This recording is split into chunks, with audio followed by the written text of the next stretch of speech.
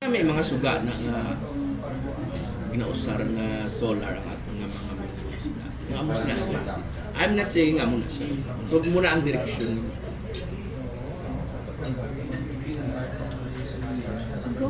Nag-open na nga ito na si Mano sa anong pinaka-highlight? Well, again, so Kanye, we are trying to be modest. So, kung iti ang instead of 1 week, tatlo lang ka daw. Pintalipot natin, kag ang siling kokaina. We should emphasize awarding and recognition of the achievements of awards and back to sa national government, sa mga stakeholders, partners natin, because they are very important to us. Anong siling natin? Nga ako na muna nga doon nga attention. This is how we do things here. Nga, we do our best to get the recognitions and the awards in fields of governance and administration. Mas maayong programa. Ito plastado siya. Plastado siya, pulido ang programa mo. Kaya ginaplastar mo yung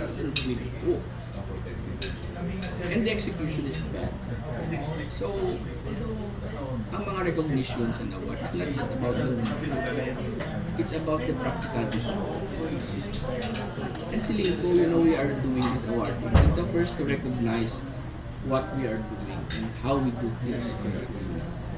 This is the national government and our partners.